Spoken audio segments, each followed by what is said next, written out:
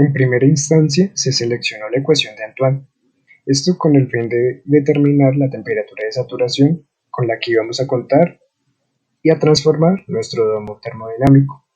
Asimismo, se dice que las constantes de Antoine estaban en la base de datos del profesor y también la base de datos que nosotros, por parte, consultamos.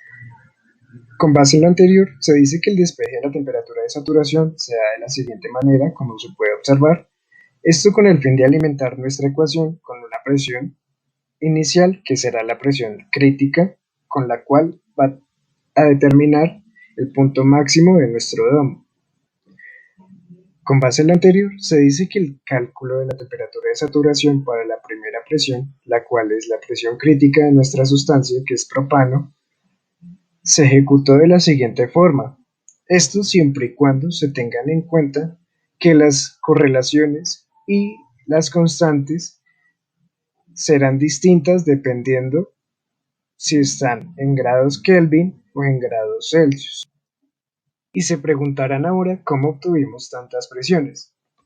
En primera instancia, nosotros partimos de la presión crítica, de la cual esta fue dividida en 61 partes iguales, en donde el valor obtenido se le restó a la primera presión y asimismo se fueron obteniendo las distintas presiones con las cuales íbamos a conformar nuestro domo termodinámico. Posterior a lo mencionado con anterioridad por mi compañero, se aplica la ecuación cúbica de estado. En este caso se emplea la ecuación de Penn-Robinson para así determinar los volúmenes molares tanto para líquido saturado como para vapor saturado.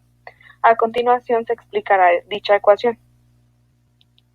Inicialmente se ve reflejada la ecuación cúbica de estado generalizada. Para la ecuación de Penn-Robinson es necesario que epsilon tome el valor de 1 menos raíz de 2 y sigma tome el valor de 1 más raíz de 2. Al reemplazarlo de la ecuación generalizada, se puede ver reflejada en la parte inferior de la diapositiva. Con el fin de desarrollar la ecuación de Penn-Robinson, se tomó el valor número 5 de los 61 valores mencionados por mi compañero con anterioridad, al cual le correspondía el valor de presión de 29.778,97 milímetros de mercurio y 191,56 grados Kelvin, la cual es la temperatura de saturación. Inicialmente se obtiene B, teniendo que omega es una de las constantes de Penn-Robinson, R es la constante de los gases, la cual se calcula de acuerdo a las unidades más convenientes, de acuerdo a las equivalencias vistas en clase. La temperatura y la presión crítica fueron tomadas de las tablas termodinámicas de Van Weylen y así se obtiene B al reemplazar estos valores y se obtiene que B es igual a 56,27. Luego de esto se obtiene beta, la cual se tiene que B es el valor obtenido con anterioridad, P es la presión del valor seleccionado, R es la constante de los gases calculada con anterioridad y T es de acuerdo al valor seleccionado. De aquí se tiene que beta es igual a 0,14 y este es adimensional. Posterior a esto se calcula alfa TR, de la cual hay que hallar el factor acéntrico y la temperatura reducida para la sustancia seleccionada. En el caso del factor acéntrico, este fue obtenido de las tablas termodinámicas de Van Weylen y la temperatura reducida fue calculada teniendo en cuenta que es la temperatura sobre la temperatura crítica. Sabiendo esto, se obtuvo que alfa TR es igual a 1,36. Este es factor adimensional. Luego de esto se calcula A, teniendo que psi es una de las constantes de la ecuación de Penn-Robinson, alfa TR fue el valor obtenido con anterioridad y el resto de los valores ya se había obtenido con anterioridad. Y esto nos da un total de A igual a 1,0434 por 10 a la 10 milímetros de mercurio por centímetro a la 6 sobre mol al cuadrado. Posterior a esto se calcula phi, teniendo los valores de A, B, la constante de los gases y la temperatura que fueron calculados con anterioridad, para así simplemente ser reemplazados dentro de la ecuación, resolver la ecuación y tener que phi es igual a 15,51 y este valor es adimensional. Finalmente se reemplaza beta y phi en la ecuación de Penn-Robinson, teniendo en cuenta que estos fueron valores hallados con anterioridad. Se resuelve la ecuación y se obtiene el polinomio z al cubo menos 0,8597 z al cuadrado más 1,59 z menos 0,3277 de factor independiente. Ya habiendo trabajado con la ecuación de Antoine y de Penrose, pasamos a obtener los resultados correspondientes. Y ya con estos, entramos a buscar los valores de volumen, vapor y de líquido, para así generar la gráfica correspondiente que deseamos. A continuación, vamos a explicar cómo se hallaron estos valores. Para hallar los valores respectivos utilizamos el factor de compresibilidad. Luego tomamos la R como una cifra constante, multiplicada por la temperatura de saturación. Ya obteniendo este resultado, pasamos a dividir por presión de saturación. Este valor nos va a quedar indicado por medidas de centímetros cúbicos sobre mol, y ya teniendo esta cifra procedemos a multiplicarlo por 1000 centímetros cúbicos para así cancelar centímetros cúbicos y que nos quede relacionado en litros sobre mol, obteniendo el valor del volumen del gas ideal. ¿Cuáles fueron los parámetros utilizados para hallar las raíces? Ingresamos al programa MATLAB con el fin de generar con más exactitud los valores deseados. Pasamos a ingresar el polinomio, dándonos como resultado tres valores que serían las raíces respectivas, llevándonos a escoger la cifra más alta como el valor de la raíz del volumen del vapor y la cifra más baja como el valor de la raíz del volumen del líquido, como fue mencionado en clase.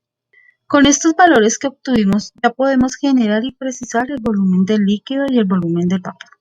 Pero ¿cómo se hizo la operación? Tomamos el valor del volumen del gas ideal y lo multiplicamos por la raíz correspondiente, generándonos así los valores que se estaban buscando, como se puede evidenciar en la figura. Por parámetros del profe se busca una ecuación que dé el volumen de líquido saturado cercano a la sustancia. Para esto se toma la ecuación de Racket.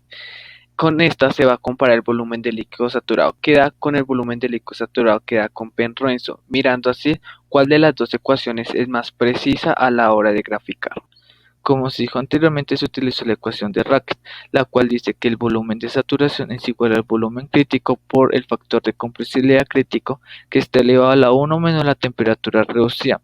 Este está elevado a la 0,28557. El volumen crítico y el factor de compresibilidad se sacó del libro de propiedades de gases y líquidos de John Prausnich.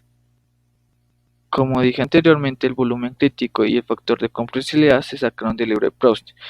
En nuestro caso la sustancia es el propano y pues allá buscamos el volumen crítico, el cual es de 200 centímetros cúbicos por mol, y el factor de compresión crítico, que es de 0,276. Como la ecuación de Racket necesita la temperatura reducida, esta se calcula como mi compañera Mafe ya había mencionado anteriormente. Como el volumen crítico se encuentra en el libro de Prausnich en centímetros cúbicos sobre mol, este se calcula para que quede entre litros sobre mol, la cual dice que un litro es igual a 1000 centímetros cúbicos y se hace el reemplazo respectivamente. En esta parte ya se ejemplifica con una temperatura reducida de 0,5192. Se hacen las respectivas operaciones para obtener el resultado del volumen de saturación. En este caso, el volumen es de 0,70386937 litros por mol. Como se pueden dar cuenta, se graficaron los domos de las dos ecuaciones correspondientes con el fin de compararlos y mirar cuál de los volúmenes da más exacto de la sustancia.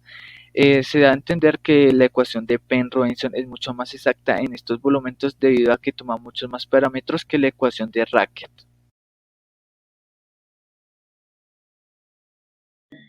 En la presente, observamos la generación de isotermas en la zona de vapor sobrecalentado. Acá observamos que la presión inicial, ¿cierto?, está dada en milímetros de mercurio, la temperatura que se mantuvo constante está dada en grados Kelvin y el volumen de vapor está en litros mol. Asimismo, se dice que nosotros seleccionamos 54 datos para ejecutar la creación de la isoterma en la región de vapor sobrecalentado. Asimismo, se dice que la presión inicial fue 18.227,43. A esta presión se le dividió en 54, que son el total de datos que nosotros seleccionamos, y asimismo el valor obtenido se le restó a esta presión inicial para observar el comportamiento descendiente a medida de que nosotros observamos el aumento del volumen del vapor, ya que el volumen del vapor inicial fue de 0.68, ya que se determinó que a partir de esta presión que mencionábamos anteriormente y a este volumen, nuestra sustancia, en este caso propano, ya se encontraría en la región de vapor sobrecalentado, por lo que a este volumen del vapor inicial se le dividió entre los 54 datos que nosotros seleccionamos, y este valor obtenido se le sumó o se le adicionó al volumen inicial para observar el comportamiento ascendente del volumen con respecto a la descendencia de la presión para corroborar así que en un diagrama de presión versus volumen, las isotermas tenderán a ir bajando. Asimismo, se dice que la generación de isotermas en la zona de saturación o cambio de fase se mantuvo constante la presión de 11.401,52 milímetros de mercurio y la temperatura de 185,62 grados Kelvin. A esto, el volumen del líquido y el volumen del vapor serían las únicas dos variables que iban a variar en este caso, por lo que nosotros seleccionamos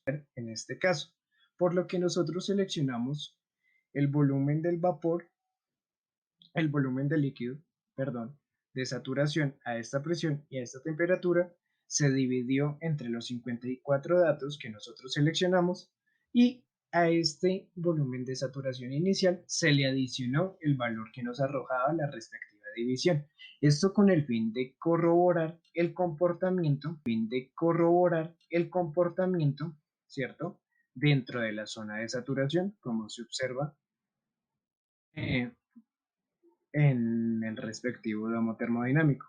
Al volumen del vapor se le ejecutó lo mismo. Se seleccionó el volumen del vapor de saturación a esta presión y a esta temperatura, se le dividió y el valor que nos dio, se le restó al volumen del vapor inicial, dado que si nosotros se lo adicionamos, este tendería a irse hacia la zona de vapor sobrecalentado, por lo que observamos que el comportamiento del volumen del vapor es descendente con respecto al volumen del líquido. Asimismo, se dice que para la generación de isotermas en el líquido comprimido únicamente se tuvo en cuenta la zona del volumen del líquido de saturación, por lo que nosotros en este caso seleccionamos únicamente 20 datos, teniendo en cuenta que la última presión sería la presión de saturación de nuestra sustancia, dada por la anterior gráfica. Este volumen de líquido saturado, ¿cierto? Y 20 datos, teniendo en cuenta que la última presión sería la presión de saturación de nuestra sustancia, dada por la anterior gráfica. Este volumen de líquido saturado, ¿cierto? Inicial, que es este, que nos representó acá en esta gráfica, se dividió entre los 20 datos hasta llegar a la presión requerida, y este